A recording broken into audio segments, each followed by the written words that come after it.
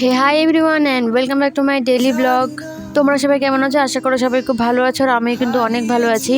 তো আমি আজকে তাড়াতাড়ি স্নান করে নিয়েছিলাম। আমি এখন যাব আমার ফ্রেন্ডের বাড়ি, কারণ শ্রাবণ মাস তো চলে এসছে, সেই জন্য চুড়ি মেহেন্দি এগুলোই আনতে যাব দোকানে। তো চলো ঝটপট রেডি হয়ে ওদের বাড়ি যাওয়া যাক।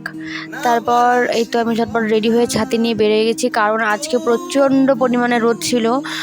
এতটাই রোদ ছিল যে বলার মতো না। তো আমি রোদের মধ্যেই বেরিয়ে গেছি যাওয়ার জন্য। আর এই ব্যাগটাতে ছিল ওর স্টকিংস আমার ফ্রেন্ডে, তো আমাদের বাড়িতে ছিল এটা, তো সেটা আমি নিয়ে যাচ্ছিলাম। তারপর দেখো কথা বলতে বলতে ওদের বাড়িতে চলেই এসেছি। তারপর ও আমাকে বলেছিল 1 ঘন্টা আগে ওনাকে স্নান করতে গেছে, কিন্তু আমি এখানে এসে বসেই আছি। আমি এসে দেখলাম যে বাথরুমে স্নান করতে গেছে। কেমন মিথ্যা কথা বলে ভাবো।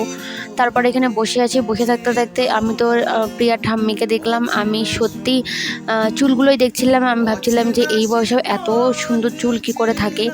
তারপর এই জঙ্গলটাতে দুটো সাপ বেরিয়েছিল, সেটাই আমি ভিডিও করেছিলাম, কিন্তু আমার ভিডিওতে সাপগুলো তো দেখাই গেল না। তারপর আমরা দুজন রোদের মধ্যে ছাতি নিয়ে বেরিয়ে গেছি। তো এই চুড়ি ব্যাপার তোমাদের একটা কথা বলি, কে কিসের জন্য এগুলো চুড়ি পরা আমি একদমই জানি না, কিন্তু আমার এগুলো পরতে ভালো লাগে। সত্যি কথা বলতে আমি ওয়েট করে থাকি এগুলো পরার জন্য, তো সেই জন্যই কিনতে আসা। তো আমরা দোকানে চলে এসেছি। আসার পর এখানে দোকানে একদম ভিড় ছিল না, যাই হোক ভালোই হয়েছে ভিড় ছিল না। তারপর এইদিকে দেখো আমার হাতের সাইজ কিন্তু একদমই পাওয়াই যাচ্ছিল না, কারণ আমার হাতের সাইজ অনেকটাই ছোট, বলতে অনেকটাই ছোট, বাচ্চাদের থেকে হয়তো একটু বড়। গোটা পিলখানায় তো আমার হাতে চুড়ি পাওয়া যাবে না, সেই জন্য এত দূরে এই দোকানটাতে এসেছে, কারণ এখানটাতেই একমাত্র পাওয়া যায়। তারপর এই দেখো যে চুড়িটাই আমি হাতে ঢোকাচ্ছি সেটাই আমার বড় হচ্ছে।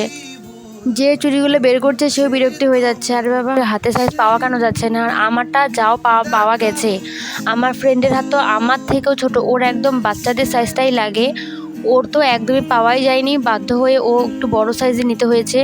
আর আমারটা আরেকটু ছোট হলে ভালো হতো, কিন্তু কি করব, আর তো ছোট ছিল না, সেই জন্য যেই সাইজটা ছিল সেই সাইজটাই আমাদের নিতে হয়েছে। তারপর এরই মাঝখানে আমার দিদিরও ফোন এসেছিলো, তো দিদি বললো দিদির জন্য চুড়ি নিতে। তো তারপর আমার জন্য নেওয়া হয়েছে, আমার থেকে 1-2 সাইজ বড় আমার দিদির হাত, তো সেই হিসাবে আমি দিদির সাইজটা নিলাম। আদৌ জানি না আমি এই সাইজটা দিদির হবে কি হবে না। এই দেখো আমার সাইজ, এই চুড়িগুলো হচ্ছে আমার সাইজের, আর এগুলো ছিল আমার দিদির হাতের সাইজে। তারপর চুড়ি নিয়ে নেওয়া হয়ে গেছে, আরও কিছু জিনিস নিয়েছিলাম আমি। এই চুড়িগুলো নিয়ে এখন চলে যাচ্ছি বাড়ি। আচ্ছা তোমরা কারা কারা শ্রাবণ মাসের সবুজ চুড়ি পরো একটু কমেন্ট করে জানিও তো, আর আমার মতো কারা কারা সবুজ চুড়িগুলো পরতে ভালোবাসো তারাও কিন্তু কমেন্ট করে জানাতে ভুলো না।